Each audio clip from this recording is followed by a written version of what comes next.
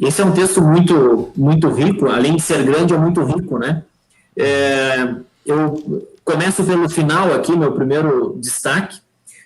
Essa palavra é o evangelho que foi anunciado a vocês. Interessante que o apóstolo Pedro fala, ele cita ali os versículos 6, 7 e 8 de Isaías 40, o profeta, né? Em quem estava o Espírito de Cristo, que é que ele acabara de escrever ali no versículo 10, né?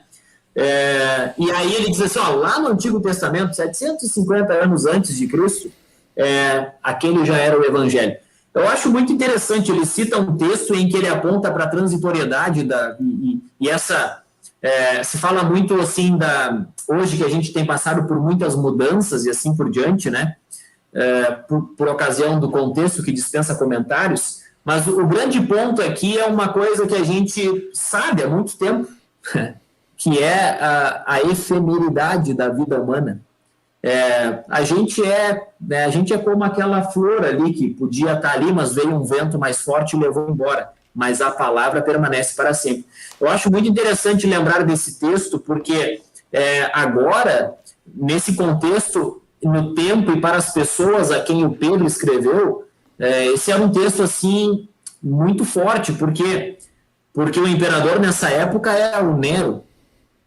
O Nero foi imperador a partir do ano 54, foi o último ano do imperador Cláudio, e o Nero assumiu ali em 54, 55. A partir dali, até o tempo em que Pedro morreu, Nero foi um grande e ferrenho perseguidor, ceifando a vida do povo de Deus, né? E ainda o Nero já era considerado também uma questão de instituição, era um governo estabelecido, mas havia também essas questões individuais. Vários outros Saulos, né, como diz lá no texto de Atos, ele perseguia a igreja, né, sozinho, passeava pelas cidades e levava homens e mulheres para a cadeia.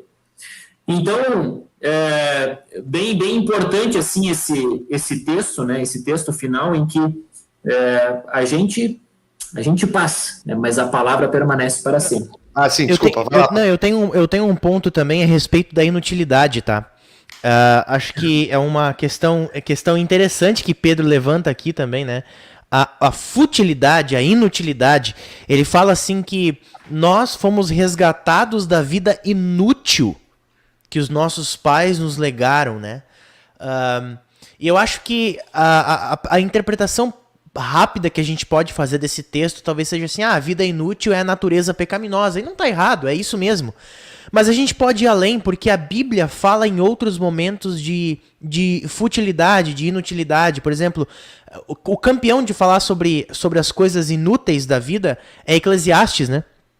Eclesiastes fala, olha, vaidade, tudo é vaidade. A nossa vida, às vezes, ela não faz sentido. Quer dizer, por exemplo, eu falei sobre isso num sermão esses dias.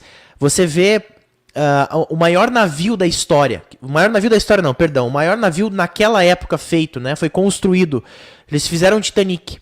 Fizeram o Titanic, ia ser o navio mais forte, ia ser o navio mais poderoso, ele é indestrutível, e aí tinha engenheiros trabalhando nas caldeiras, tinha os camareiros trabalhando para deixar os quartos impecáveis, os passageiros, né, fazendo tudo da melhor maneira possível, os organizadores lá ajeitando as cadeiras nas posições corretas para as pessoas pegarem o sol durante a viagem. E qual foi o final disso tudo? O navio bateu no iceberg. E pouquíssimos sobreviveram. Quer dizer, do que adiantou toda aquela preocupação em fazer a melhor viagem da vida? Foi inútil. Tá? A nossa vida, por vezes, ela parece inútil. Tá? E aonde nós vamos encontrar o sentido dessa vida? Quando nós olhamos para a cruz. Tá? Cristo nos dá o sentido de viver. Quer dizer, ele nos mostra o amor dele a ponto de entregar a vida dele por nós, e ele nos envia a amar ao próximo, né? A amar ao outro. E aqui nós temos um sentido: viver no amor e para o amor, como nós já falamos também nos outros estudos. Então, a inutilidade que nossos antepassados viveram. E aqui, quando nós falamos antepassados, literalmente, os antepassados, avô, vó, bisavó, porque todos nós vivemos na inutilidade. Onde nós vamos encontrar sentido?